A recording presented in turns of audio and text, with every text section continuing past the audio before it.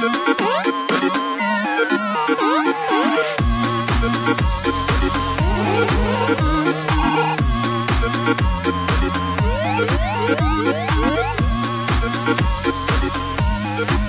Apps here from the DIMP Digital team. Welcome to Idle Game Chats. This is our monthly gaming podcast where we give you our take on the weird and wonderful world of video games. On this edition, I'm joined by none other than the comedy brothers themselves. It's Paper and Adkins. Gents, how you doing? I am doing bloody well. Excellent. Paper, how's it going? Yeah, not too bad. Holding up. This heat wave's just about fading its way out, so we're enjoying some rain. Coming back, I've been told. With a vengeance for the weekend. Fucking up today it was. Yeah, it was pissing down when I went out to work this morning. It was horrible. Got soaked. Yeah. And then got to work and it was blazing hot, and I thought, well, this is the worst of both worlds. One or the other, I don't mind, but heat and rain, pathetic. And that's what the summer of Britain can bring. Speaking of the summer, as I was going to do the rundown, this confused you pair, but we wanted to have a touch on a phenomenon that's been going on in the DIMP world, which was a lull in gaming for people. So a summer gaming lull, I named it. Adkins, yours kind of started back end of spring really, because it seemed like once you'd played God of War, you lost the plot a little bit and hadn't really played much. Yeah, what was occurring? I ate the bottle, to be honest. I just couldn't see the way out of it. Just thought, fuck it. I've tried God of War. That's an absolute superb game, and now I'm just going to fucking kill myself. I don't know why it just happened from then. Nothing was really enticing me. I even bought games. I bought that Detroit. Yeah. I played it, and the thing is, I played it and I enjoyed it, but I still couldn't be fucked to play it. So I don't know why. I think I just burnt myself out, maybe. But then the old World Cup came along, and that really fucking put the boat in. That did. I didn't even want to look at a console then. No, I had the same issue. I think I played 4 hours of FIFA during the World Cup, and that was it. I just gaming. Yeah. I don't know. It's weird that it all affected all of us. Because E3 was just before the World Cup, so hype level was running high, and then didn't actually follow through and play anything. I wonder if it happened to people outside our group. Yeah. The thing is, summer is the perfect time to catch up on old stuff that you've got sitting there. Yeah, they don't normally do big releases around here, do they? No, there's not normally a load of them, so it's the perfect time. I feel like I've personally squandered that opportunity to clear some of that or start something big like Persona and get into that and really blown it. Paper, did you have the same sort of summer as well, or halfway through the summer? Did you not play much over the World Cup period? Well, yeah, mine started a little bit before because I because I did a lot of training for running the marathon, so that sort of took a load of my time. So that took a lot of my time up, and then I just, because you're just knackered, you can't be asked to fucking play anything or concentrate anything. And then after that, I went on holiday, and then the World Cup started, and it just, even in that period, like 2 weeks ago, about 2 weeks ago, the new Guild Wars 2 episode came out. Yeah. I've played half of it. I've not even, and the episodes are like 3 hours long. So it just shows you how much like the lull is just sort of kicked in until really, and we'll come on to it later, the start of this week. But it's been completely wipe out, the hot weather. No time. Does it normally happen for you? Do you normally have like a little rest from gaming and don't burn yourself out? I tend to burn myself out with gaming. I'm not like you two, where I can just sit in front of it for most of the day. Very rarely. What do we do Sunday? Well, I sat in front of it most of the day, but I'm usually a 2-3 hour guy, and then my head's hurting, and then I'm like, get me off for a bit, and then I have to take it in small chunks. I even over that period, I downloaded Planet Coaster. Is it Planet Coaster? Yeah. And I've only done like 3 hours, and it looks like a fantastic game, but I just couldn't get into it. It looks like right up my street, but yeah, just never really played it. No, that lull kicked in. Too much beer, too much sun, too much World Cup, too many stags, too many weddings, weddings, slags, slags, all of them. Adkins, you then suddenly, probably 10 days ago, maybe 2 weeks now, suddenly kind of kicked your time off of gaming and unbelievably started No Man's Sky before the next update had come. The weekend before, for some reason, I caught you on it and I thought, what is that boy doing? And I think you said you put in about 8 hours over that weekend. 15 in 2 days. Oh! 7 hours of 2 working days there. Literally had about 2-3 months off of it, not even looking at it, just in disgust. Yeah. And then, it must have been the group chat. I think you were talking about it. You and Paper were saying about how hyped you were getting. Yeah. I was like, I did enjoy that game. And I knew they had a few updates. That, what was it? The Atlas Pathfinder. Yeah, Pathfinder and the Foundation pack, I think. That's it. So I thought, right, I know this big update's want to come. I like to see the comparison. I like to remember how it is, because someone goes, this looks a lot better. I just think from the actual, from the day one launch. Yeah. I was like, well, let me have a little look, because if I play this for 15 hours and then the new bit comes in, I think, ain't that much changed. Yeah. So I feel like I don't want to miss anything. So I stuck, and you always said to me that you got to the centre of the earth, and I thought, I've never done that. Centre of the earth? Universe. Centre of the universe, sorry. There's magma there. You don't want to go there, mate. Planet Earth.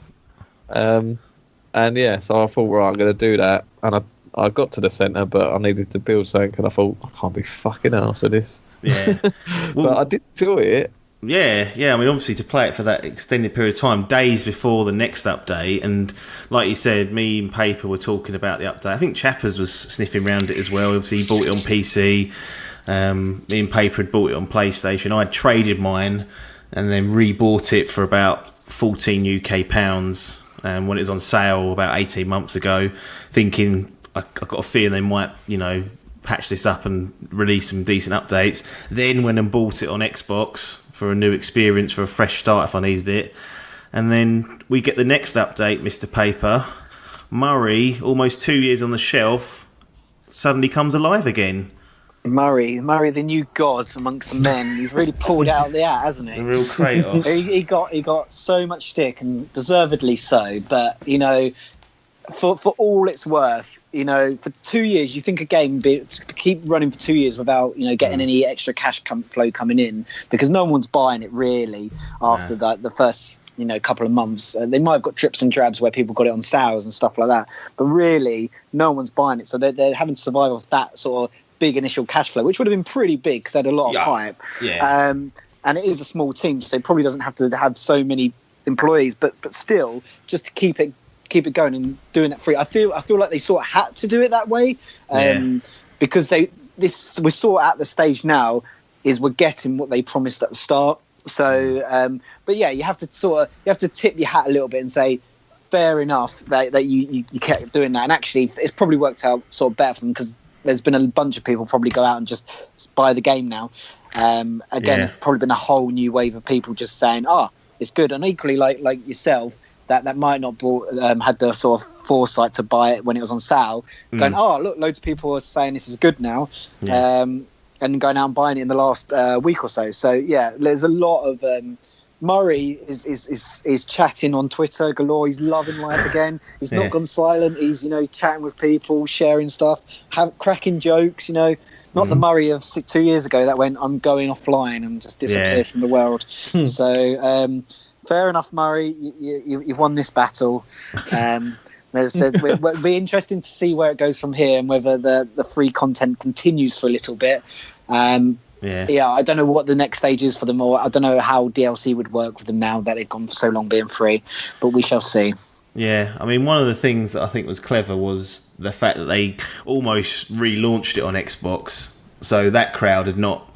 All they'd done is heard the scathing critics on the original from almost 2 years ago, and for them, they'd never really experienced it. If you was only ever playing on Xbox, you'd never probably played No Man's Sky, and it's almost given them a fresh slate to start off, which I think was important for some of the crowd. But equally, Adkins, you picked it up for £14.99 on the PlayStation Store, so you double dipped, got it on PC and now the PS4. So again, if that sale wasn't on, there's no way you'd have got that on the PS4, would you? fucking sent me on a wild goose chase to fucking Sainsbury's. Well, trying to shave £2 off for you. It was. Petrol gone. Yeah, it was. God. Although I did get a double down for that, so Every all crowd. is well. But yeah, so I, like I say, I played it for 15 hours, and it was a bit of a pig then. And I've got to say, now I'm a daddy, I can't be dealing with this optimising games on PC. I get a limited time to do it. I don't want to sit there going, fucking hell, it ain't running right. So I thought, is your PC at a stage where you need to do it that? Like now, it's creaking a little bit.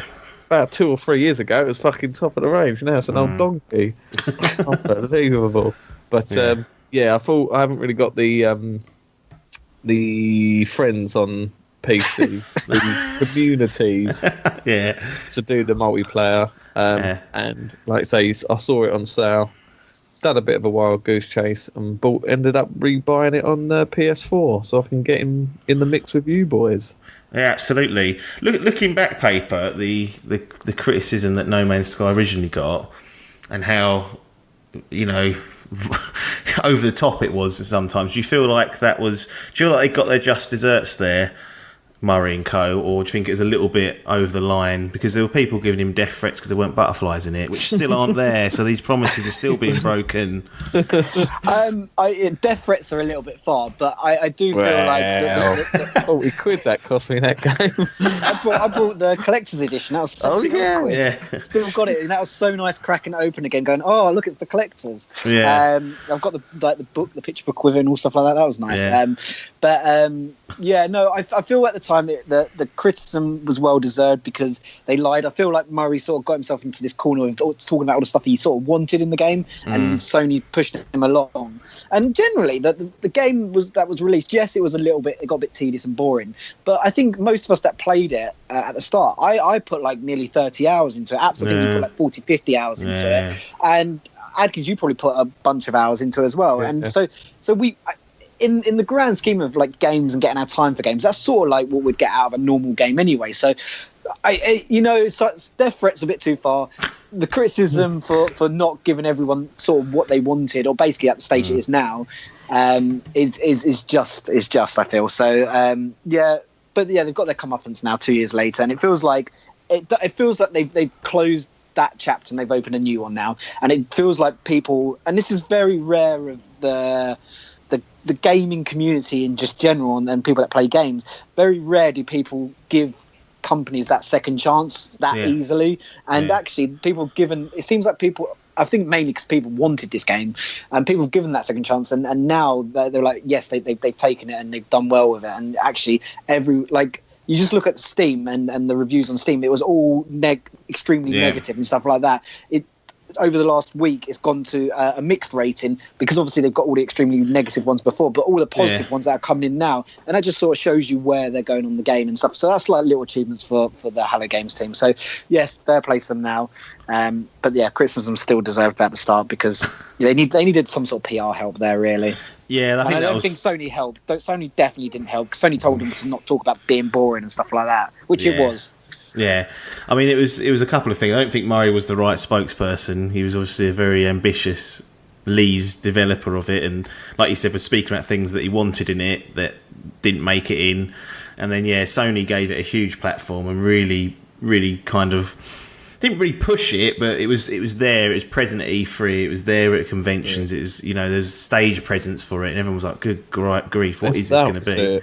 I remember he was once on Conan O'Brien showing it off, which is like one of the biggest talk shows in America. Yeah, so Madness. It's not like they was really hyping it. Yeah, I think you're right, Adkins. We was about to say the anticipation killed it. That's it. It just grew and grew and grew, and it just became too much for. It's like they're an indie company at the end of the day, aren't they? Like a team of that was like 5 or 6 or something like that. Yeah, that started it, but they just had like AAA aspirations. It got too much for the poor boys. Yeah.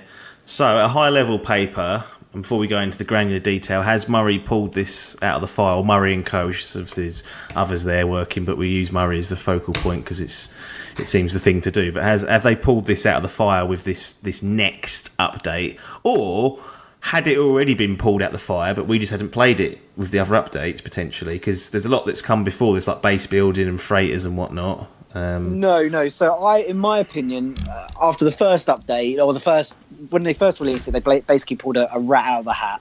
They was going for the rabbit, but they got the rat. And before and on the build up, they've slowly got better, where they get like a mole and some other sort of creature that's not quite a rabbit, but not as bad as a mole. But they finally, at this update, they have pulled the rabbit out of the hat, and the reason that they've done that is purely because the multiplayer aspect and people being able to interact with each other. I think for us, and actually generally a wide population of the gaming community now, wanted to be able to interact and play with their friends. Yes, we wanted the expansion of the universe, but we wanted to experience that with our friends, and it was incredibly hard, even with all these updates before, but with people being orbs and stuff like that, it didn't really give people what they really wanted. And all this stuff that they've been building up to it, like base building, cars, freighters, and all stuff like that, is brilliant, but it's the multiplayer aspect that people really wanted, to just be able to do all this stuff and just share and stuff like that, and share it and that's it. No Man's Sky is an experience that no other game can give, and everyone just wants to share that experience, I think, with each other, instead of just having it on their own and taking a bloody screenshot on the PSN and sharing and go, oh, look at this cool screenshot. It's not the same thing, is it? So the amount of times we've now been jumping around on planets going, cool, look at this place and stuff like that, it's just interesting and nice. Yeah, well, what is created for us three, and potentially a fourth in Adcock, not Adkins, is a common goal to find a home planet for us and build a big base, essentially, between us all, and all chip in, share resources and whatnot. I mean, I've got a few problems with the multiplayer, but I think in general they've got one option right, which is that you can... We essentially, it's a cooperative multiplayer option, so... Adkins can jump into my game, I can jump into Paper's game, Paper can jump into Adkins' game, and we can all share and go on the journey together. I don't think we're that interested in getting to the centre of the galaxy or the universe. It seems like we're happy just to try and build DIMP HQ somewhere on a little planet and potentially share it with people. What are you liking most about this update, Adkins? Is it the multiplayer or is it other aspects? Because I know you obviously spent a lot of time with it before the multiplayer was there and seemed like you was impressed. Yeah, the thing that Murray has absolutely tickled my bollocks with is when I played it, the first time I played it, I thought, them first 10 hours, this is amazing. Do you know what would make this better? If it was in third person. Then Murray fucking tickles my bollocks and tells me that they're giving us the options to take it third person. Oh, I had a boner as soon as I heard that. So that is an absolute game changer for me. As soon as I could change the control, I was like, oh yeah, this is the daddy. I haven't looked back once. I will not go back to first person now. Yeah. I've got on the Xbox on first person, on the PlayStation on third person, but having that different perspective is interesting because you can also customise your character now as well. Which I'd have liked an option at the start, because I remember Paper mentioned it, that he doesn't like the idea of changing to like a Gek halfway through his journey. I understand that. I'm really enjoying the dogfighting at the minute. They seem to have sort of streamlined that a bit and made it a lot easier, because it was fucking hard before. Yeah, it was difficult. Changed some systems now, so you can sort of quite easily upgrade your shield and stuff and keep replenishing it, which you couldn't do before. Mm-hmm. So that makes it more interesting, and I quite like how more alive the space stations feel. I know the game's sort of like based on exploration and sort of feeling like you're in this fucking void of nothingness, but going to a space station, you sort of got a lot of characters in there, and they all seem to have their own little stories and histories behind them, so it definitely feels a lot more alive in that aspect. Yeah, they've done a good job of introducing NPCs that will sometimes propose missions for you in side quests and whatnot. And they're not overly exciting side quests, but nonetheless, there's something there to do. And there are tons of quality of life improvements they've made, just to how the inventory works, how you can move stuff around, how you can replenish your shield and bits like that. I mean, I feel like they've addressed a lot of the complaints that people had, just in terms of quality of life, which is important. when you're trying to go for a new venture, because that sort of stuff can easily hold you back. The one gripe I did have with it is... Oh, here we go. Cover your ears, paper. It's just going back in with a previous save.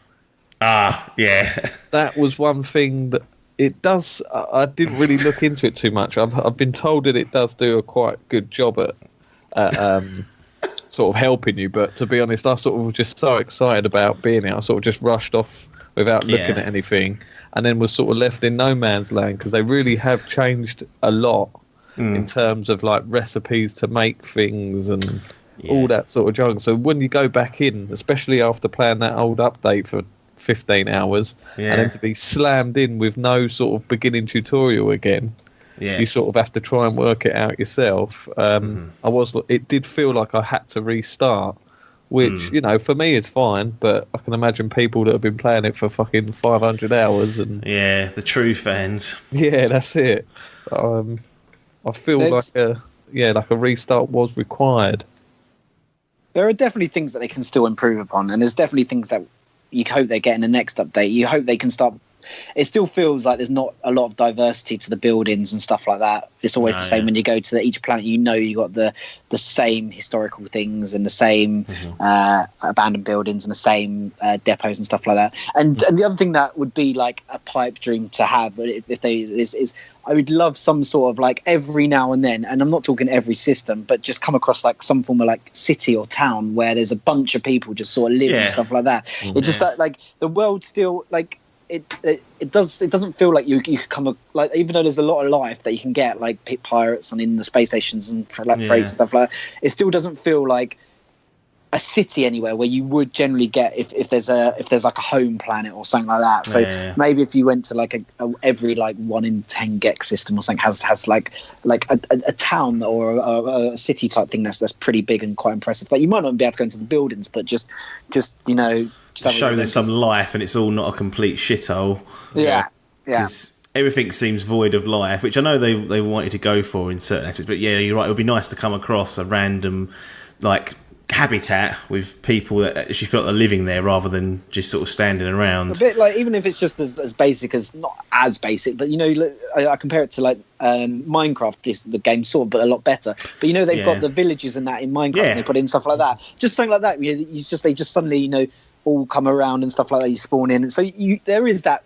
You would imagine there is that technology to somehow build that in, but maybe that's something that they can look at. You would think that they could potentially look at in the future. Yeah, I think it would be really cool one day is if you could build your own town almost, and if you build it in the correct way, you get more people come in, which gives you more units and whatnot. So you have to build like a farm, and I don't know, you could do all sorts and do like a mini sort of town building game in there, so that you can attract life to your planet and your cities and whatnot. That'd be quite cool. Yeah, because you can make a mayor, and then you could be like have a depot there, and people come to trade, and you earn money off the trading that's going through, over tax and stuff like that. And so it'd be a good way. Bastards. Yeah, well, there's plenty of things that they could do in the game, but we'll see how far they're going to push it before they start throwing the DLC out.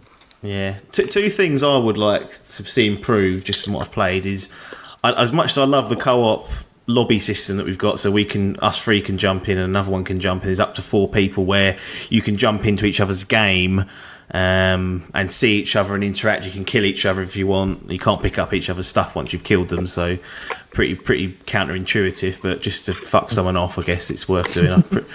I'm pretty sure Paper blew Adkins away the other night, which was nice of him. Blew my ship up. Yeah, exactly. Left him right in the lurch. So that's good. I like that aspect of it. What I don't like is when you're playing on your own, and if you leave the network on, that some randomer can invade your game, because that's essentially what they're doing. They're not joining your game because they've stumbled across that solar system, that planet.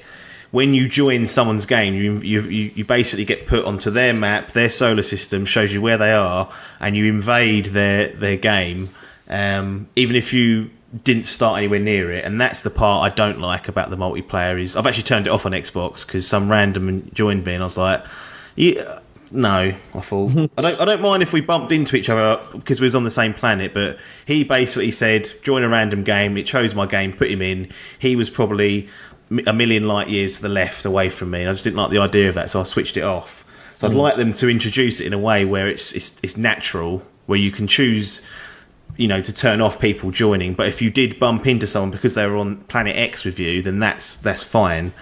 That's something I'd definitely like to improve. And I think one thing we can all agree on is get these hot fixes up and running as quickly as possible, because I think we've all experienced crashes and glitches and bugs. I mean, Adkins, you had a bit of a torrid time, didn't you, on Sunday evening with your freighter and a couple of actual crashes? Yeah, 2 crashes and a fucking freighter was disaster. Literally fell through the map and then lost all my stuff in the middle of space. It thought I was walking on a planet, so I couldn't pick it up in my ship. I had to get out my ship in the middle of the space, and I couldn't do that. A real fucking kick in the bollocks. Yeah, that's the only thing I can see holding it back is that the technical bugs don't get fixed. Pape, have you had any crashes on PlayStation or?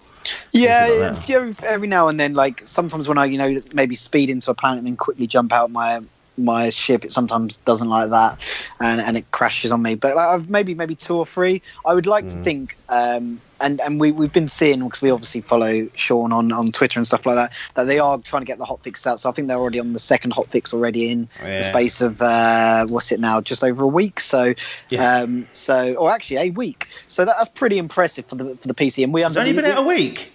Was it a week, isn't it? Yeah, it is. Yeah, we're recording this on a Tuesday. 2 hotfixes in a week, so that's pretty good going. And we completely understand that Sony and Microsoft might take longer to get out because of the legs and regs and all that they need to go through there. So yeah, we completely get that. So that's fair play. Like it looks like they're trying to address it. The question is, if we're still playing this in about a month's time and we get similar crashes, then it'll be a bit frustrating. I can accept it now, and potentially for another couple of weeks or so, or until it looks like the hotfixes slow down from the Hello Games team, and then I'll just start getting annoyed because I'll be like, well, you're not going to patch it, so what's the point? You got any idea of how long you think you'll end up playing this for, based on what you've seen so far? Is it one of those games that could just be weekly, because it's quite a good game just to veg out and just rot on, really? Yeah, it kind of fits that gap. You don't have to really think about it too much often.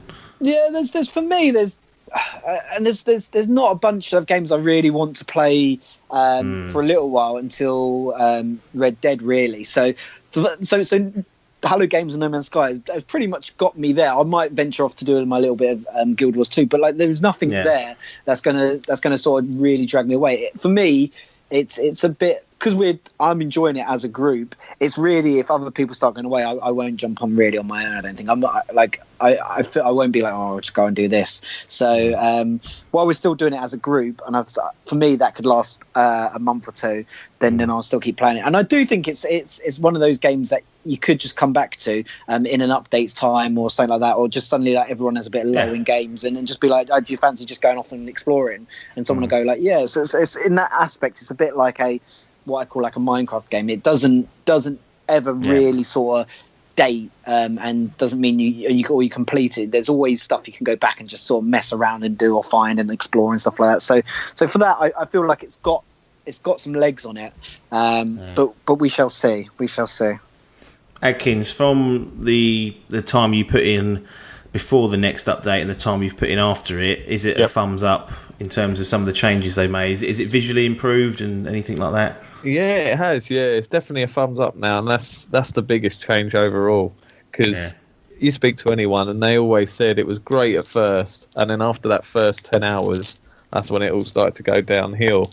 And nobody recommended it back then, and it deservedly, really. I gave it a bronze.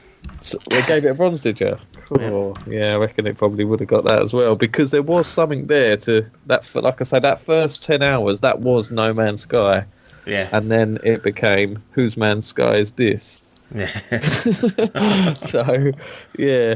But looking online as well, like now I see it on Twitter and YouTube and stuff, and there's YouTube streamers and Twitch streamers out there that are recommending it now, which is good to see. And it does feel like what was promised and what we thought we were getting years ago. So I'll definitely give it my seal of approval. Well, there you go then. If you've not played No Man's Sky next update and you have the game on disc or on your console or on your PC installed, just install it and give it a go. If you can find another friend to do it with, it'll make it even better. Lots and lots of changes. Go on. Shop about. If you can pick it up for a tenner in butts at most places. Yeah, £10 UK we've seen it touted for, so absolutely no reason not to. I mean, it is a survival exploration game, so if you don't like survival games, where you have to keep an eye on your resources and whatnot, you might not enjoy it, but I think there's a lot more to the game than that now. It's certainly not just sort of relying on that completely. Completely going to change gears now. No obvious transition to make, which is annoying, but sometimes it's what you get with this sort of low-level podcasting. Paper, you've been spending a lot of time, probably since the pre-season kicked off, but watching and getting involved with the Overwatch League. Now, that culminated this past weekend, and the final was Philadelphia Fusion versus London Spitfire.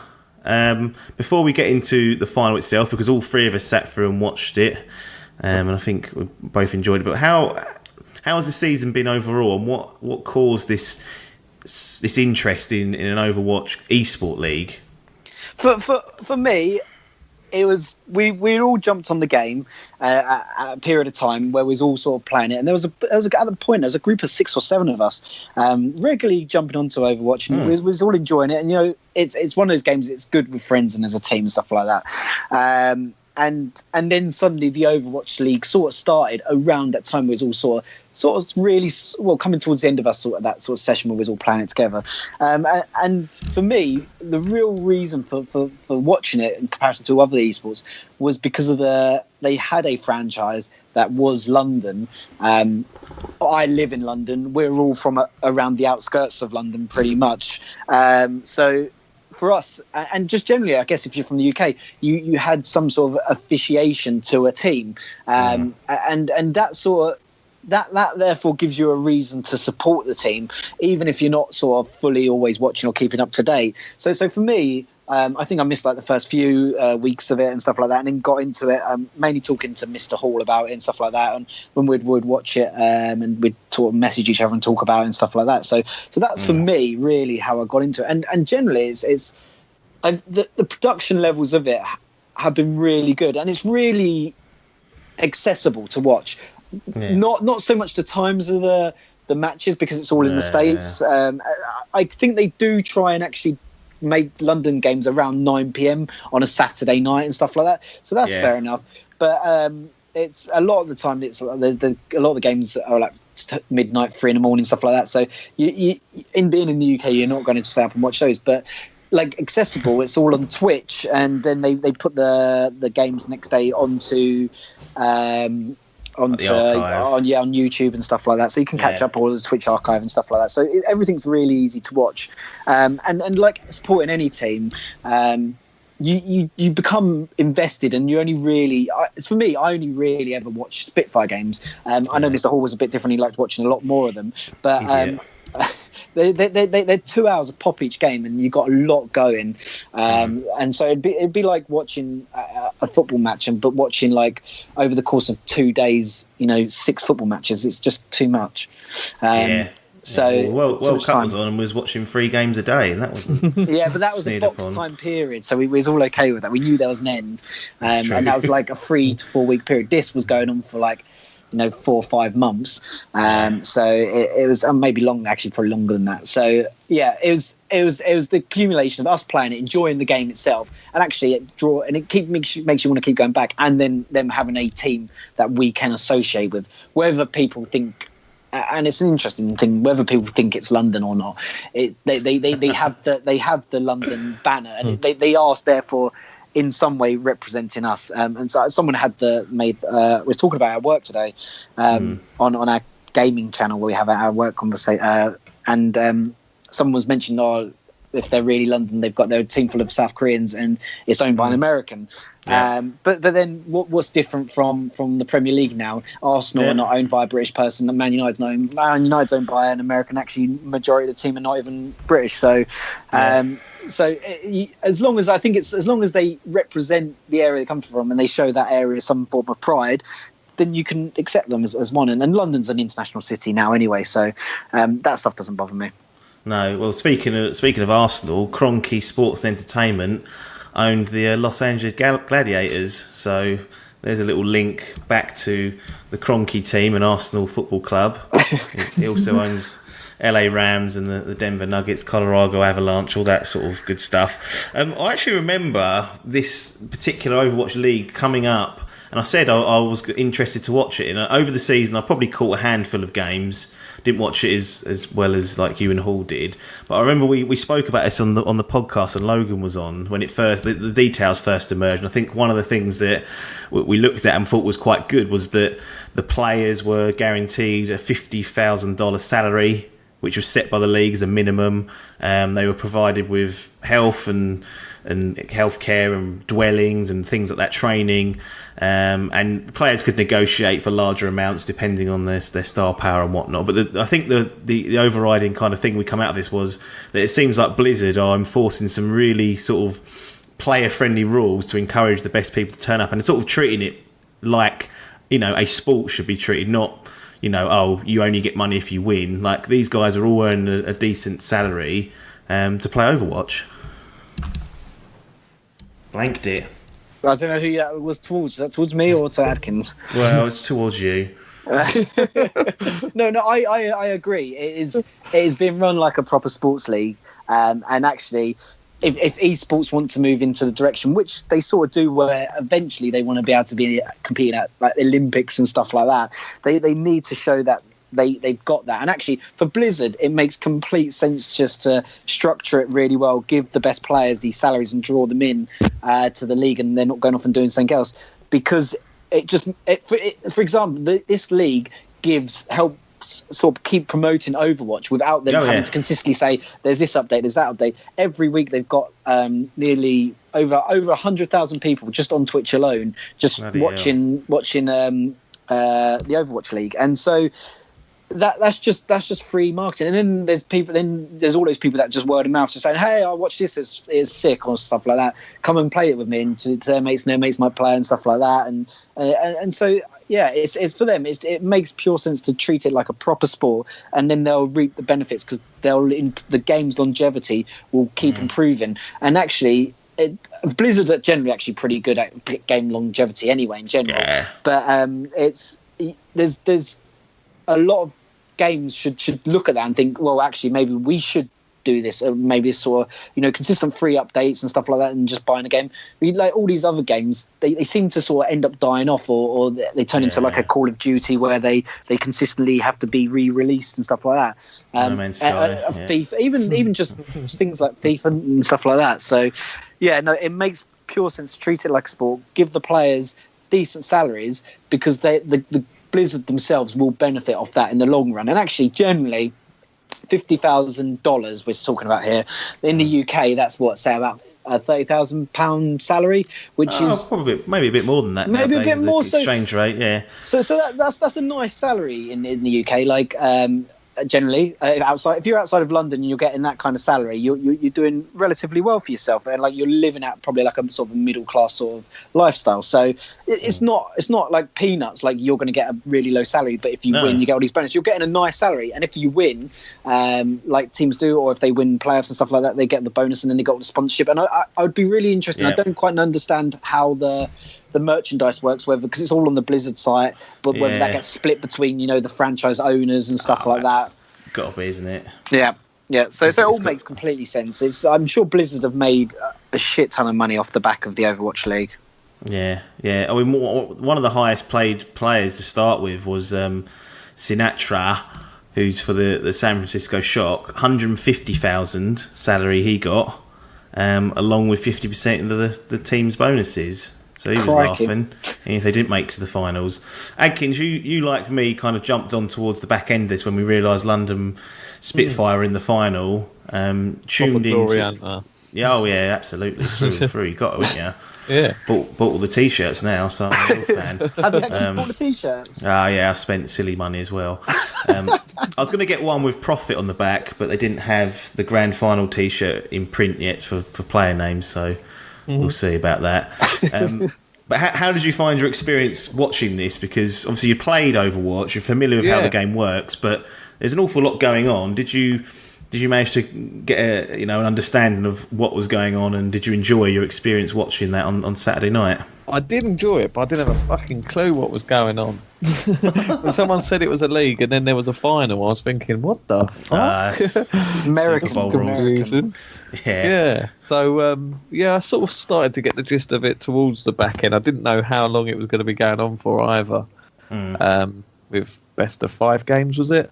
That final. Yeah, so there was 3 legs, and it was best of sort of like 3 legs, and each leg had 5 games in it, so you can if you get the best of the 5, you win that leg. So when you watched on Saturday night, you was watching the second leg, and London had already won the first leg, and then they won the second leg, so they didn't need to go into the third leg.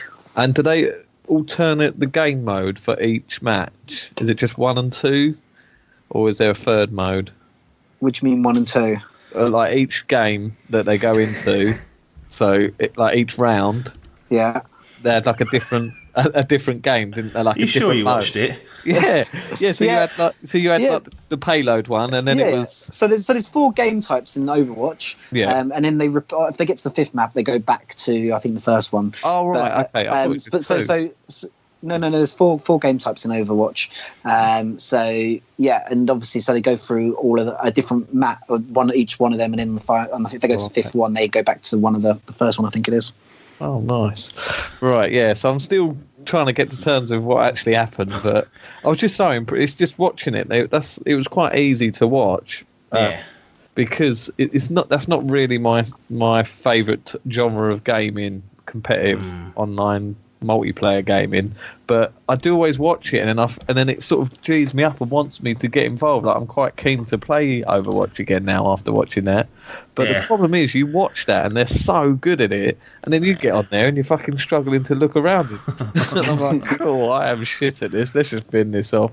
Go back to God of War. Go back to something that's not competitive. Yeah. I did enjoy watching it, and I think, although it's sometimes tricky to figure out what's going on, the commentators, or I don't know if they're still called shoutcasters, but those guys who are narrating the match do a stellar job of trying to keep up with absolutely everything that's going on, and offering also insight as to why a team's backed out and why they're perhaps waiting for more ultimates to try. All that sort of meta stuff they bring out and explain to the audience. So if you're not that familiar with that, or if you're struggling to figure out what's going on, I think they do a really good job at that. Yeah, I was really surprised at the sort of production level of it as well. I think like the production of this one, they went a little bit further. Like, so before each map, they did an explaining of each map type. I don't know if you noticed that. Yeah. And the reason they did that was because they were being shown live. I think it was like on ESPN in the States. So there would have been a lot of people watching it that was watching Overwatch for the first time and going, oh, what's this? And so they wanted to obviously explain it.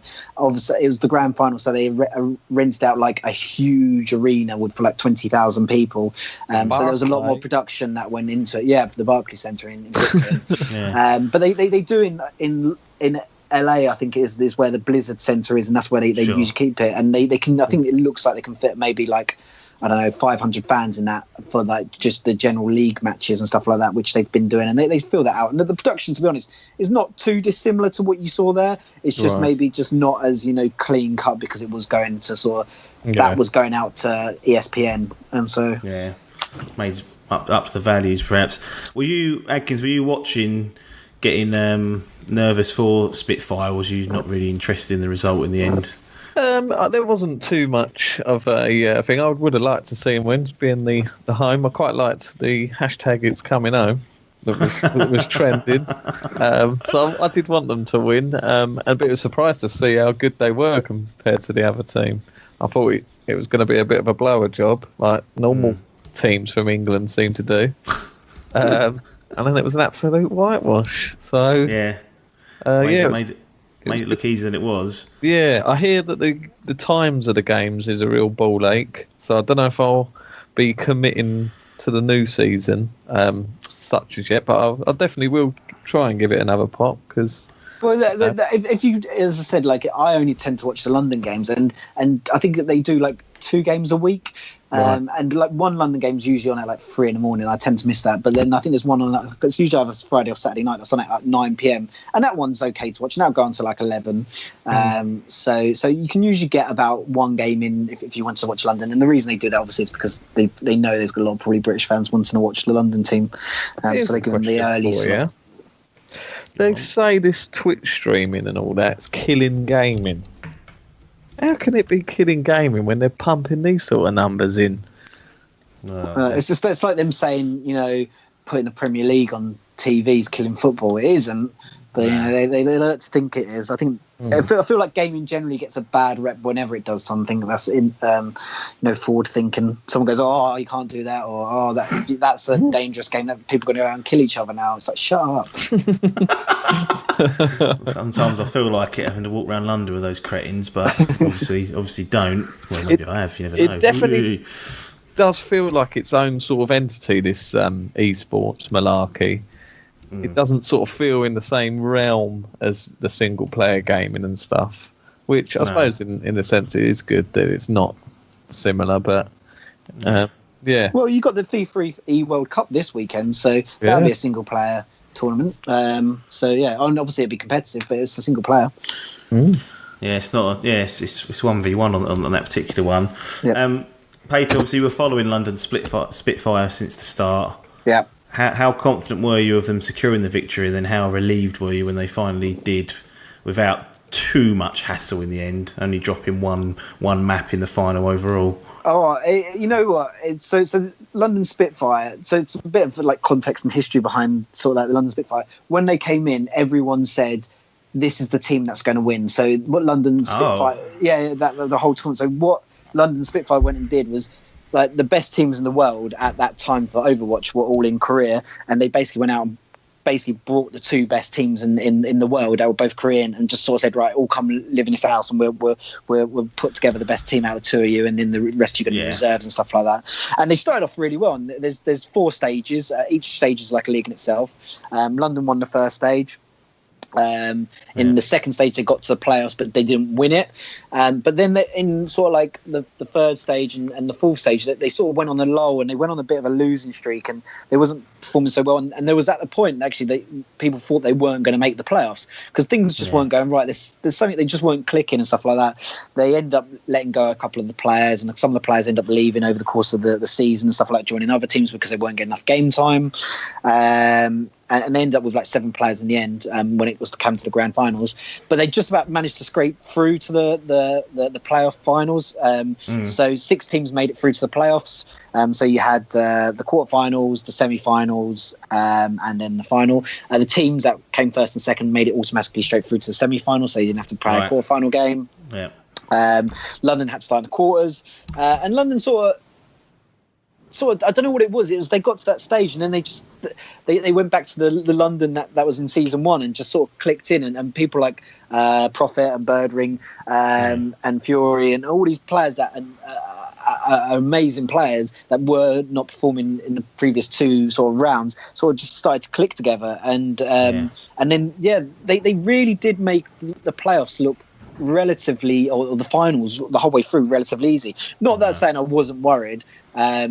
When they started the final in the first game, they lost the first game in the final, and I thought, here we fucking go. And the second map's a map called Oasis, and London are notorious for losing that map. They've won a few obviously, but I think it's like they played it 15 times, they've lost like 13, and they've won twice.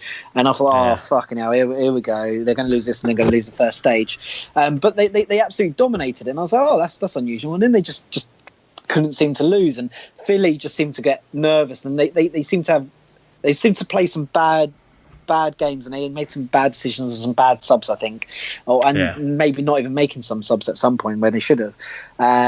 London made it look easy. When London got to within the stage of, so they'd won the first 2 games in the second leg of the final, and they only needed to win 1 more out of the 3 remaining maps, and I think the last one was King's Row. Even in London, even if they didn't win that, I was thinking London pretty much got this wrapped up now. It takes a lot for what they call in Overwatch is a reverse sweep, where the other team's got 2-0 up and the team come back and win it 3-2, and it takes a lot to do that. And I just didn't think Philly had it in them. They just didn't seem there.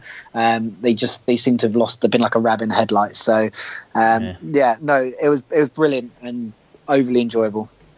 I enjoyed my time watching it, and we'll try and catch more games next season. Like you said, the timing sometimes can be a little bit of a pain, but it is always on catch up. It's always on YouTube, probably the next day or so, and in the Twitch archive. So what's worth it doing as well? Sorry, is that is they do in London as well, in some of the pubs they actually show it on the 9 o'clock sort of games and stuff like that. So I think for next season, I know Mr. Hall's up for it, and I know you'll probably be up for it, and anyone else who's in the Dim Crew wouldn't be up for it. We should all go down and just maybe do an evening down the pub and watch one of the games. Yeah, absolutely. Yeah, they were showing on their Twitter feed the what is it? Is it the loading bar that's in Stratford? Yeah. There was they put up a big screen, and there was quite a few people there, it looked like, from the videos, watching the game live and cheering on Spitfire, which was good to see. And overall enjoyed my experience of it. You've enjoyed the whole season. It sounds like Adkins enjoyed his little dabble also. Yep. And long may that continue. Let's move on to a wrap up of the fantasy gaming draft. So we'll get that in now, because there has been some substitutes made from E3. So this is the first time we've had this update since the transfer window opened, and people were able to transfer a game out of their team, providing it hadn't scored already. So if it's already scored, you have to keep it. And there's a 5-point penalty. So that's for both the team games and also the individual rosters that were there. Let's start with the team games. So you've got Paper and Adkins on opposite teams. Paper on 8 legs, 6 legs with Mr. Adcock, Sir Dave and Biff, and you've got Adkins with Hall, Logan and Chappers. Paper, you were asked to substitute out one of your picks, because you had obviously put in 2 picks. One was Civilization 6 Horizon 4 expansion. The other one was Shenmue 3, which you took out of your individual list as well, obviously, but in the team pick you replaced that with Fallout 76. Yep. What was the thinking behind that? Well, Shenmue 3 wasn't coming out this year. That was the clear thinking behind that. And then Fallout 76,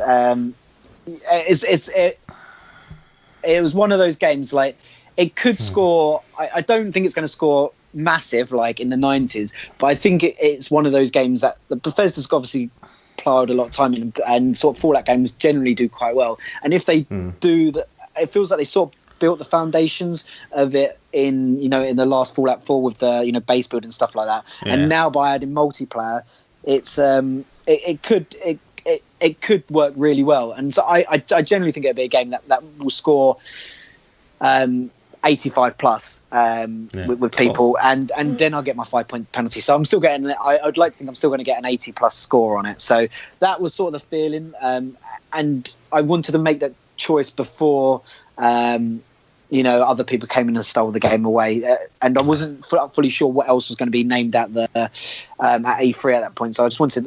It was basically, and you didn't explain this, but it's first come first serve on everything. Yeah. So you had to make a decision there and then. And when 76 gave its release date, and it was falling this year, I just had to go for it. It's one of those things you either take it or you miss it because someone else will.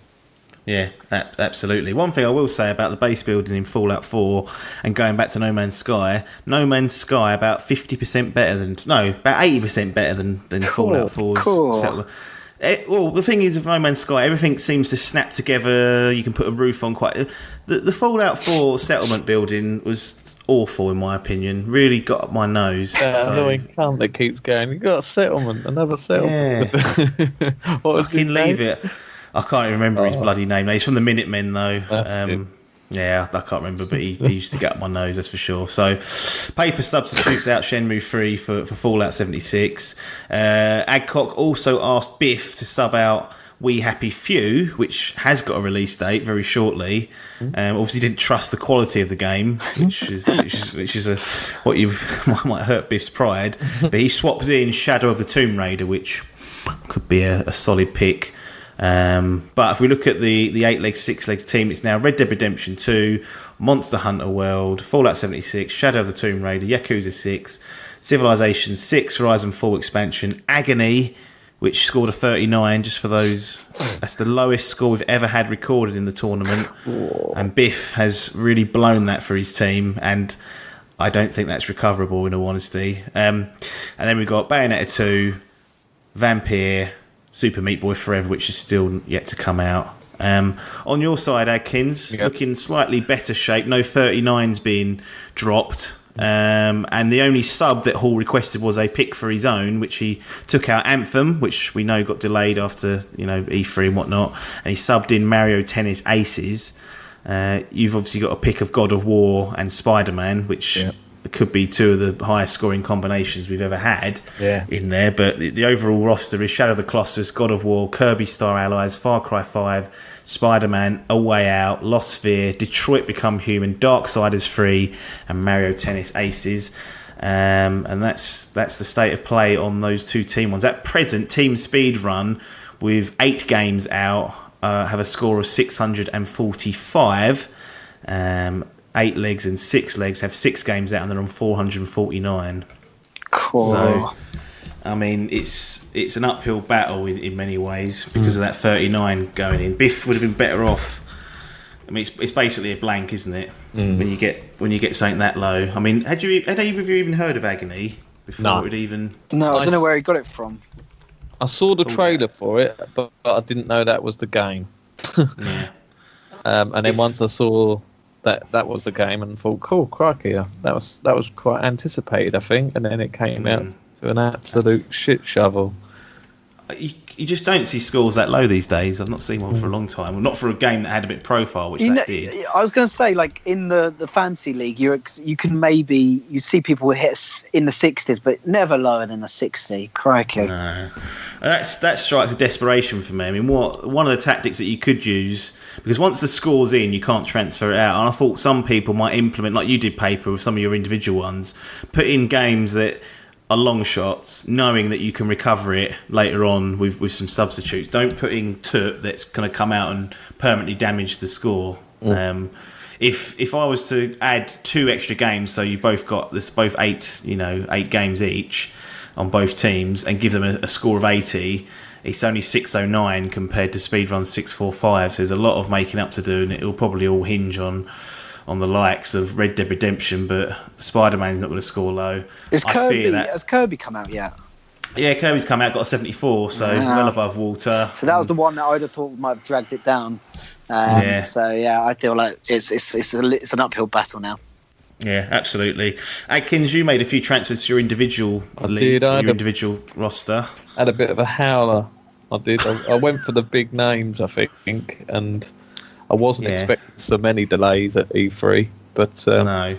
Yeah, we got some good ones, so I fucking took the hit and went all out. Just absolutely third.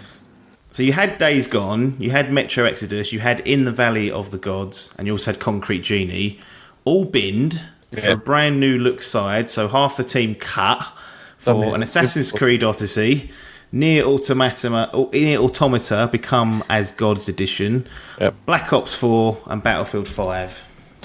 Did Nier get reviewed again? I don't think it did it? Well, we're going to have a little check on that whilst you explain some of the other picks in there. But that's one that's out already and probably has a score if it hasn't.